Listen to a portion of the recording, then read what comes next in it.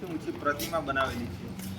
આજે 15 દિવસ પહેલાં ઉમેદભાઈ કરશનભાઈ તડવી જેઓ ગોરા ગામના રહેવાસી છે, એમની સરકાર દ્વારા 19 એકર જમીન એમની સરકારે લઈ લીધેલી છે અને હમણાં જ 15 દિવસ પર મામલતદાર સાહેબ, પ્રાંત સાહેબ અને પોલીસ કર્મચારીઓનું એ કરી અને જે ગોરા ગામ છે ત્યાં ગાડી જે ઘાટ આવેલો છે એ ઘાટની બિલકુલ બાજુમાં 3.5 એકર જમીન આ ઉમેદભાઈ કરશનભાઈ તડવીની એમની લઈ લીધી હતી અને પોલીસ દ્વારા અને અધિકારીઓ દ્વારા એમને અભદ્ર ભાષા તેમજ એમને ધક્કો મારીને પાડી દેવામાં આવ્યા હતા।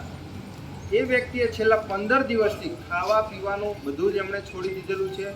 એમને આજે એમના પરિવાર દ્વારા રાજપીપળા સિવિલ હોસ્પિટલ ખાતે લાવવામાં આવ્યા છે। ડૉક્ટર સાહેબ શ્રીઓ કહે છે કે એમણે ઘણા દિવસથી એમણે ખાવાનું બંધ કરી દીધેલું છે અને એમને જે પ્રાઇવેટ આજુબાજુના જે હોસ્પિટલો છે ત્યાં નોર્મલી ટ્રીટમેન્ટ અપાવી હતી, પણ આજે એમને વધારે થઈ જતા એમણે આટલા દિવસથી ખાવાનું ના ખાધું એના લીધે વધારે થઈ જતા એમણે રાજપીપળા સિવિલ હોસ્પિટલ ખાતે રિફર કર્યા છે।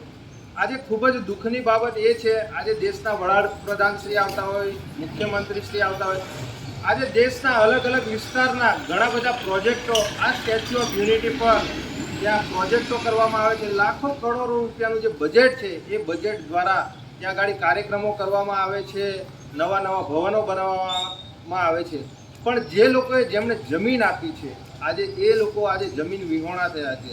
એમને આજે પણ આ સરકાર દ્વારા આજ દિન સુધી એમને ન્યાય નથી આપવામાં આવ્યો કે જમીનની સામે જમીન નથી આપવામાં આવી। આજે દેશના વડાપ્રધાન જ્યારે હમણાં 4-5 દિવસે આવે છે 29 ને 31 ઓક્ટોબરે, તો જે મંત્રીઓ છે, જે ધારાસભ્યો છે, જે સાંસદ સભ્યો છે, એમને પણ અમે કહેવા માંગીએ છીએ કે આવા જ આ જેવી રીતે ઉમેદભાઈ તડવી છે એમની 19 એકર જમીન લઈ લીધી, પણ તેમ છતાં આજ દિન સુધી આ પરિવારશ્રીઓને આજે એક પણ ખૂટી કોડી 1 રૂપિયાની એમને નથી જમીન આપી કે નથી એમને કોઈ જાતનું વળતર આપ્યું।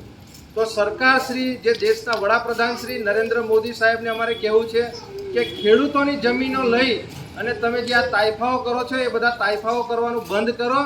આ લોકોને જેમની જમીનો પર તમે લાખો કરોડો રૂપિયાના જે પ્રોજેક્ટો બનાવ્યા છે એ પ્રોજેક્ટોમાં પહેલાં ખેડૂતો જે જેમની રોજીરોટી છીનવાઈ ગઈ છે, જેમની જમીનો છીનવાઈ ગઈ છે, એ લોકોને પહેલાં યોગ્ય વળતર આપો, યોગ્ય ન્યાય આપો, ત્યારબાદ તમે આ બધા તાઇફાઓ કરો।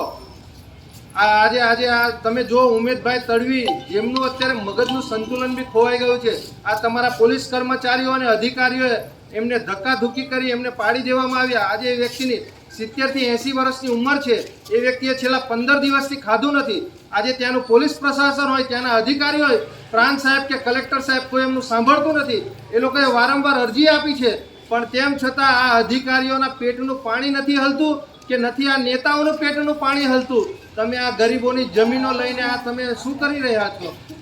આ તમે વિકાસ કરો છો કે આ ગરીબોનો વિનાશ કરી રહ્યા છો? આ બધી આ જે ઘટના બની છે એ બાબતે પ્રધાનમંત્રી નરેન્દ્રભાઈ મોદી 30-31 તારીખે આવે છે, તો શું તમે મળીને એમને રજૂઆત કરશો ખરા કે સ્થાનિકોની ખોટી રીતથી આપ કહો છો કે જમીન લઈ લે છે, એની કોઈ રજૂઆત કરશો ખરા તમે?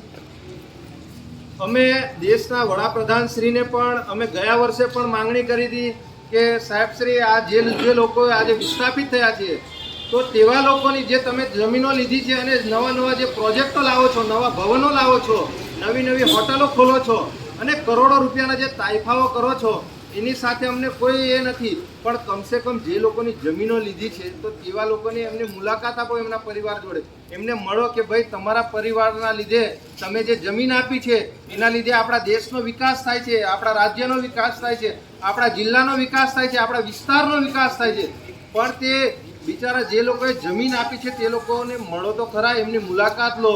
એ લોકો મુલાકાત લેવા માંગે છે તો તમારા અધિકારી કે કોઈ નેતાઓ એમને મળતા નથી કે નથી। તમે આજે દેશના વડાપ્રધાન છેલ્લા 14-15 વર્ષથી છો, તમે એમની મુલાકાત નથી લીધી, નથી મુખ્યમંત્રીએ લીધી।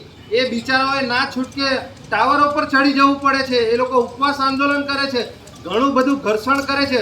શું તમને સોશિયલ મીડિયા દ્વારા કે આ તમારી આ સરકારી તંત્ર દ્વારા આ બધું દેખાતું નથી? આ બધાની જમીનો લઈ લીધી છે તે આંખે પટ્ટા બાંધ્યા છે અને કાને પૂમડા નાખ્યા છે, તો તમને લોકોને દેખાતું નથી આ બધાની જમીનો લઈ લીધી? આ લોકોને ન્યાય આપો। આ લોકો ખરેખર એમની બાપ દાદાની જે વર્ષોથી જમીનો છે એ ખેડતા આવ્યા છે। આજે 15 દિવસ પહેલાં જે ખેતરમાં તુવેર હતી જેમાં જુવાર બાજરી હતી એ ઈટાચી મશીન દ્વારા એમને ખેડી નાખવામાં આવી, બિલકુલ ઘાટની બાજુમાં જે સુરપાણેશ્વર મંદિર છે.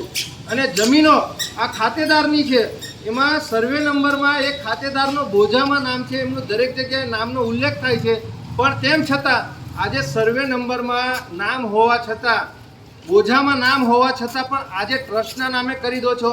તો એ કયા સંવિધાનમાં લખેલું છે કે કોઈની પણ જમીન બોજો કમી કર્યા વગર તમે નામે કરી લો? એટલે સરકારી તંત્ર દ્વારા આ એકદમ તાનાશાહી શાસન અમારા ટ્રાઇબલ વિસ્તાર અને આદિવાસી સમાજ પર થઈ રહેલું છે. એ આવનારા દિવસોમાં અમે બિલકુલ નહીં ચલવી લઈએ. દેશના વડાપ્રધાન શ્રી 31 ઓક્ટોબરે અહીંયા ગાડી આવે છે, તો એમને આ જે વિસ્થાપિતો થયા છે એ લોકોને ન્યાય આપવો પડશે, તો જ તમે અહીંયા ગાડી કાર્યક્રમ કરજો. નિરંજનભાઈ વસાવા, આમ આદમી પાર્ટી, નર્મદા જિલ્લા પ્રમુખ.